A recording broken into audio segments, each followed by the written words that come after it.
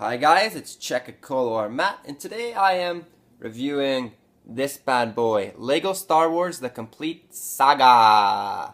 So this is for the Nintendo DS. They have it on other systems, but I have a DS and I picked it up on this. So this game cost me about $5 Canadian, so maybe about $4.50, $4.25 American, and it was well worth it in my opinion. So there's the cart and there's the book.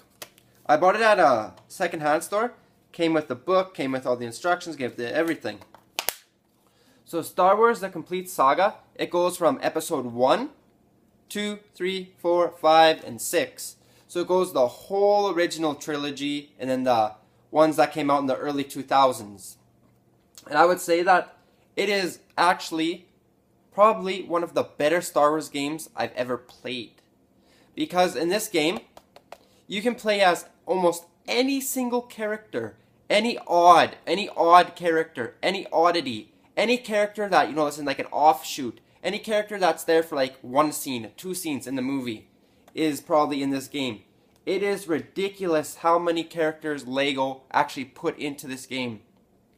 First, when you play it through the story mode, playing through the story mode is like playing through the movies. So episode 1, you go through the movie, 2, 3, 4, 5, 6. It's like going through the movie. It's like reliving the movie.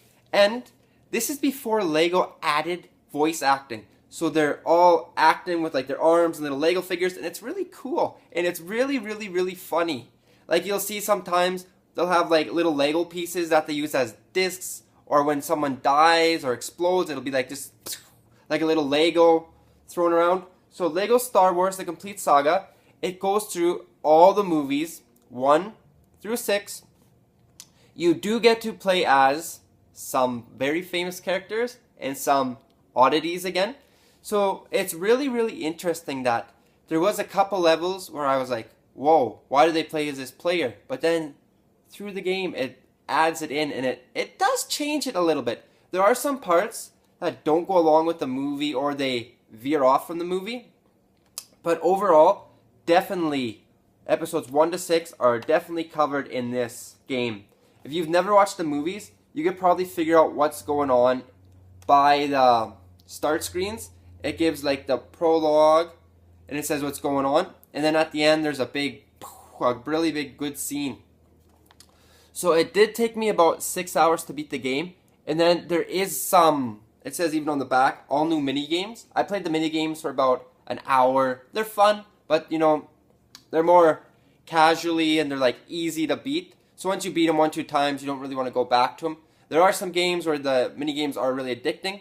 This game, the mini games, they're fun, but not really addicting. Like you want to go back and back and back and back.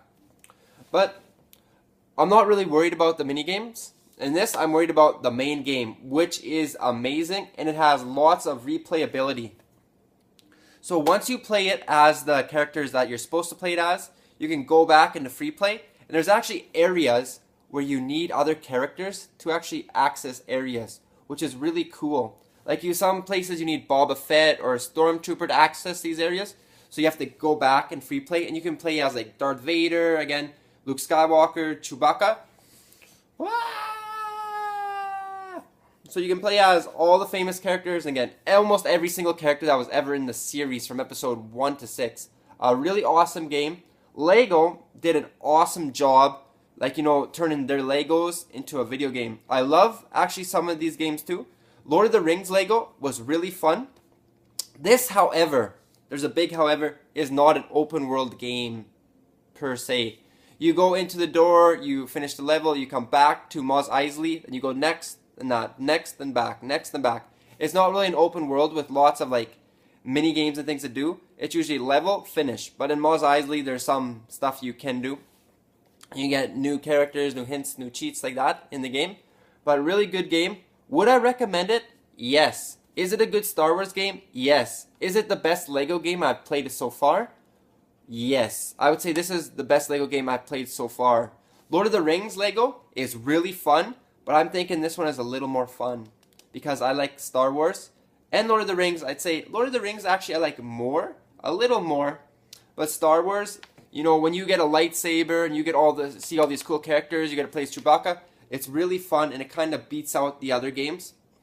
Because where else can you play as Luke Skywalker, Chewbacca, Han Solo, like all the main characters, and even some, let's see, like some droids, Jar Jar Binks, you know, some crazy Anakin Skywalker, the original Skywalker, you know?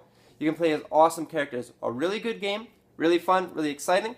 If you can pick it up for $5, definitely pick it up, give it a go. It's a short game for casual gamers, 6 hours, and you'll beat it. If you're like really slow at video games, I'd say 10 hours max. You can beat this in a week, you know, 1 hour a day. It's done. Very short game, but very fun game. I would recommend it. So thank you guys for watching the video. What games do you play? What games do you like me to review in the future? I can review more DS games, and I will review more DS games because actually, ta-da! This maybe will be my next game I will review, but I'm not too sure how long this will be. So thank you guys for watching the video. I hope you liked it, and I'll see you guys next time.